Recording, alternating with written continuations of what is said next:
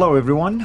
This is Al Fadi, and I want to thank you, as always, for watching this video series and also for your comments and interactions with us. Today, we're going to continue with our talk concerning the problems with the place, and we're talking about Mecca here. We have titled this particular episode, Creating a Mecca Meme. And with me here in studio, our dear brother, Dr. Jay Smith, to further explain that to us. Welcome back, Dr. J. Yeah, okay. So what do we mean by this? All right, this is kind of a little bit of a humor side note, you might say.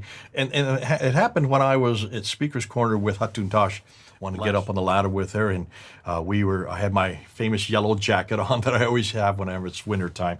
We both got on the ladder, and she hadn't been on the ladder for about 2 years. I hadn't been on the ladder for about that same time as well. So we were kind of both fresh from having to do that. And we got on the ladder, and I wanted to go through a number of this material that I'm using right now. I wanted to unpack it to see how the Muslims would respond to it, because it's always a great place to really field test your material. And so I remember even getting up on the ladder, Hatun turned towards me and says, "Yeah, I don't agree with you on Mecca." I said, "Well, okay, that's fine, but just don't say so today. Don't talk about it today." So I was getting up on the ladder, and I wanted to go through some of this video, and I was looking for a way of encapsulating the biggest problem with Mecca. One of the biggest problems, how can you do it in just one sentence or with one picture? And that's what a meme is. A meme is a picture. It's usually humorous, a quick way of getting an idea across, or a little ditty, a little poem, or a little saying, getting it across. So you just need to say that one line, you put it on a sign, and that makes makes your message, gets your message. The most famous one is probably "Let's go Brandon." I'm not going to say what that means, but when you say "Let's go Brandon," you know exactly what that means around the world, especially here in the United States. And so those are the kind of things we're looking for memes, something that will encapsulate what the problem is. So in this case, what's a meme that we could have created? And so I was on the ladder, and I decided to show some pictures. Let's show you the pictures, what I'm talking about. These are the pictures I showed on the day. If you go back to the slide, let's put them up there. And I put up 4 pictures. So here they are, 1, 2, 3, and 4. These are topographical pictures of Saudi Arabia today. Now, this is Saudi Arabia today, so you see over this one here, there's a little bit of green there because there is fertilization today, but not certainly in the 7th century. But what's the first thing you noticed about all 4 of these pictures? What I noticed when I look at them is they're both in the desert. Yeah. This is known as Petraea Deserta. We've talked about this. This is one of the first things you notice about Mecca. It's in a desert, surrounded by desert.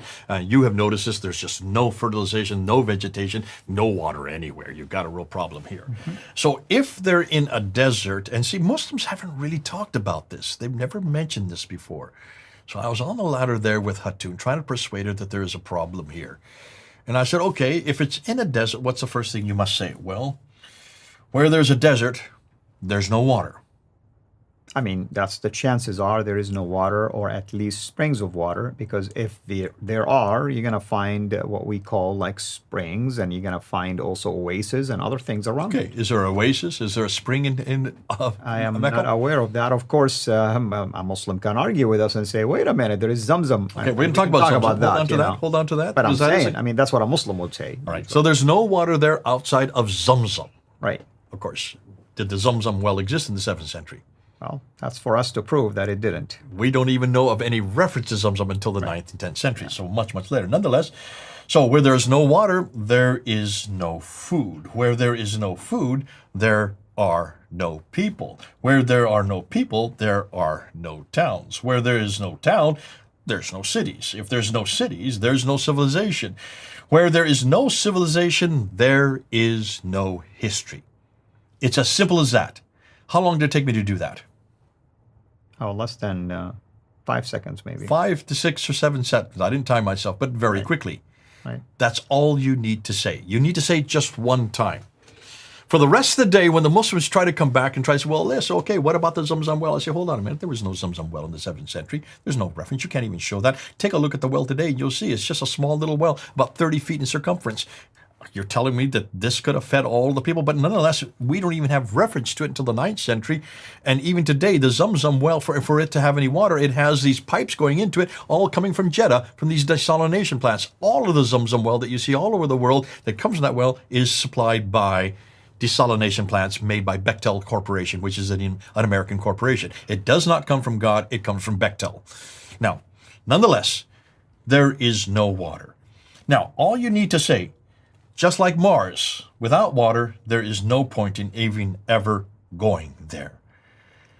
So, obviously, what about the trade route? If there is no water, then of course there is no reason to even going there, because in order to have a trade route, you need to have water. You need to have vegetation. The camels need to eat.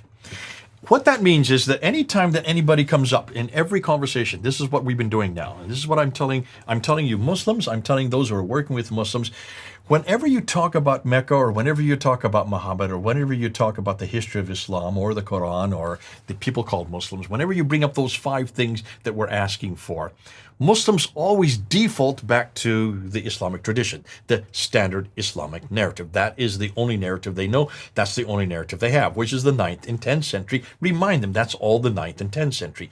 But even more that, not only is that too old, too far away, and too late, too old and too late, and too distant, there's no water. But you need to go through this little meme first. Where there is a desert, there's no water. Where there's no water, there's no food. Where there's no food, there's no people. If there's no people, there's no town. When there's no town, there's no cities. Where there's no cities, there's no civilization. Where there's no civilization, once you get no civilization, there is no history. If there's no history, you can see there's a problem for Mecca. After that, once you've said that, every time they bring it up, just say, wait a minute, there's no water there. Prove to me there's water first before we can get on and move on to this. And so these are the kind of things we're looking for. We're looking for these little quick sound bites that help you create an argument. Those who can create arguments like this so quickly, it then puts the onus onto the Muslim. So let's go ahead and let's do this practice. I'm going to be the Muslim. You be Abdul. I know you'll be Al-Fadi, the Christian, and you start asking me about Mecca. Go ahead. So, Abdul J, tell me about Mecca. Why is Mecca so prominent?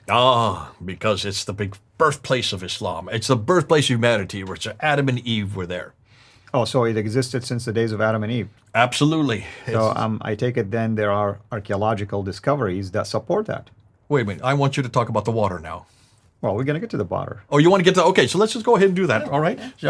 Archaeologically speaking, listen, just go to Mecca yourself. You'll see it. But the traditions are very clear that Adam and Eve were there. The Quran is very clear in chapter 7, verse 24. I don't doubt it because I submit to it. Yeah, I just to let you know, I did do my homework, and I cannot find anything, at least, to back this claim about Adam and Eve, and even later, Abraham.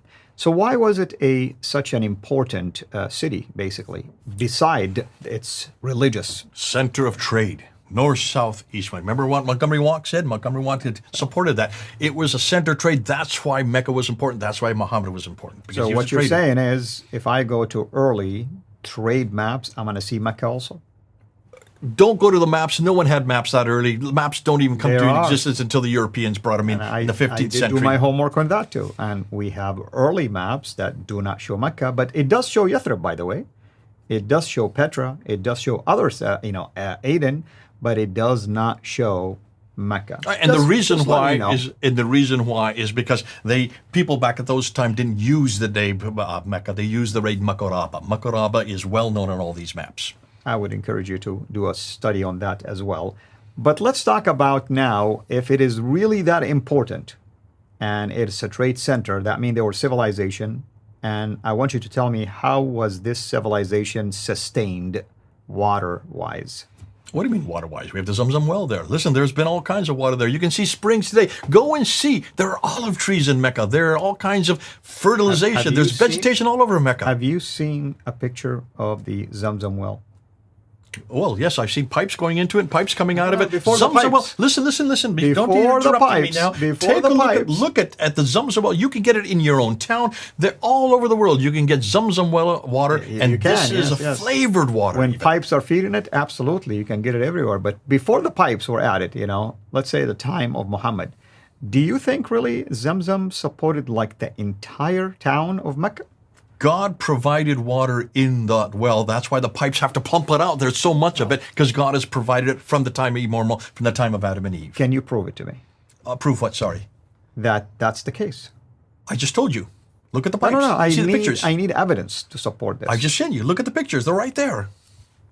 Writing, archaeology, discoveries, anything beside just what you just told me? Listen, there's no archaeology of that. I'm not going to prove that to you. I don't have to prove it. The traditions say very clearly that there is water there. If there was water there then there's water there now, then I know that there's water there from the time of Adam and Eve. Then let me ask you a question. If that's the case, if God provided and it was such a wealth of water in this case, why do you need the pipes coming from Jeddah?